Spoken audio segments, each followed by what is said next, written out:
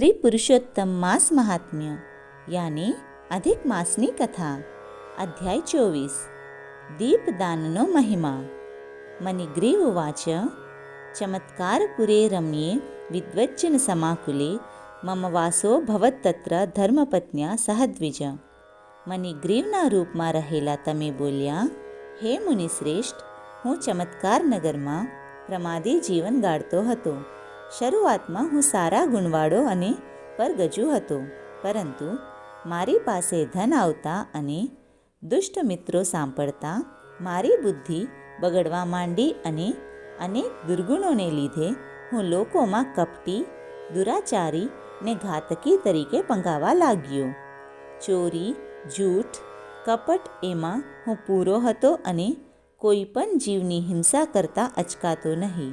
મારી આવી વર્તણૂકથી મારી જ્ઞાતિએ અને મારા સગાવાલાઓએ મને ત્યજી દીધો. મારું ધન હતું તે ખોટા રસ્તે વેડફાઈ ગયું હતું અને બાકી રહ્યું તેને રાજાએ દંડમાં લઈ લીધું. એટલે હું હતાશ થઈ ગયો. ધન વગર શહેરમાં રહેવું શી રીતે? આથી હું મારી પત્નીને લઈને જંગલમાં રહું છું અને પશુ પંખીને મારીને જીવન ગુજારું છું. આવી રીતે જીવવું મને અસહ્ય થઈ પડ્યું છે. એવામાં અમારા સદભાગ્યે આપની સેવા કરવાનો અમને લાવો મળ્યો. અત્યારે અમે આપના શરણે છીએ, તો મારી ગરીબાઈ ટળે અને સુખ વૈભવ મળે એવો કોઈ માર્ગ બતાવો.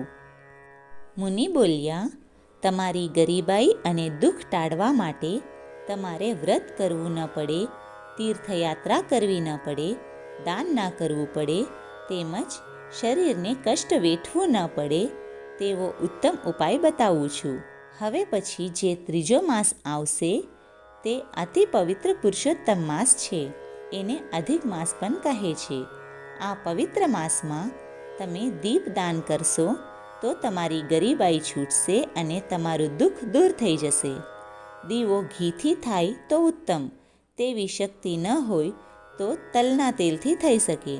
અત્યારે તમે વનમાં વસો છો એટલે ઘી તેલ ન બની શકે, તો અધિક માસ પૂર્ણ થતાં સુધી તમે ડોડિયાના તેલથી દીવો કરો તો પણ તેનું એક સરખું જ ફળ મળે. વળી પુરુષોત્તમ માસ દરમિયાન તમારે રોજ જળાશયમાં સ્નાન કરવું, સાત્વિક ભોજન કરવું અને બ્રહ્મચર્યનું પાલન કરવું. તમે મારી જે સેવા ઉઠાવી છે તેના બદલામાં મેં તમને શાસ્ત્રમાં ઉત્તમ ગણેલા વ્રત વિશે કહ્યું.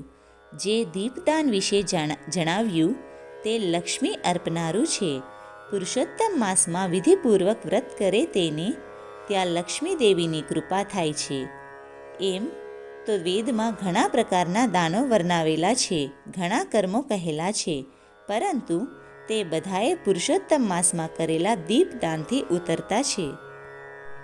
પુરુષોત્તમ માસમાં કરવામાં આવતા દીવાનું મહાત્મ્ય એટલું બધું છે કે યોગ જ્ઞાન, સાંખ્યશાસ્ત્ર પણ તેની કળાને પહોંચી શકે નહીં. અરે, ગયાનું શ્રાદ્ધ, ગૌતમી નદીનું સ્નાન અને વેદનો અભ્યાસ આ બધાએ પુરુષોત્તમ માસના દીવાની તોલે આવી શકતા નથી. પુરુષોત્તમ માસના દીવા આગળ સહસ્ત્ર ગ્રહણ અને સેંકડો વ્યતિપાત પણ કંઈ ગણતરીમાં નથી. આ દીપદાનનો મહિમા એટલો બધો છે કે તેનું વર્ણન કરતાં પાર આવે નહીં. તે સંસારની સકળ સમૃદ્ધિને દેનારું છે, સંપત્તિ, સંતતિ અને કીર્તિ દેનારું છે. દીપદાન વાંજ્યાપણું ભાંગે છે, સ્ત્રીઓને વૈધવ્યથી દૂર રાખે છે, રાજ્યથી વિમુખ થયેલાને રાજપાટ પાછું અપાવે છે, ઈચ્છેલા કાર્યોને પૂર્ણ કરે છે. દીપદાન કરનારી કુંવારી કન્યા સંસ્કારી પતિને પ્રાપ્ત કરે છે. પુરુષને સદ્ગુણી અને કહ્યાગરી પત્ની સાંપડે છે. જેને વિદ્યા જોઈએ છે તેને વિદ્યા પ્રાપ્ત થાય છે. મોક્ષની ઈચ્છાવાળાને દીપદાનથી મોક્ષ મળે છે. જોત જોતામાં પુરુષોત્તમ માસ આવ્યો અને તમે ડોડિયાના તેલનો દીવો કરવાનો સંકલ્પ કર્યો. સંકલ્પ પ્રમાણે તમે આખોય મહિનો દીવો જલતો રાખ્યો, જેથી ભગવાન પુરુષોત્તમ તમારા પર પ્રસન્ન થયા અને અંતે સ્વર્ગમાં તમારો વાસ થયો. સ્વર્ગના સર્વ સુખો ભોગવીને જે તમે પુરુષોત્તમ માસમાં દીપદાન કર્યું તેના ફળરૂપે આ બધો વૈભવ તમે આ જન્મમાં ભોગવી રહ્યા છો.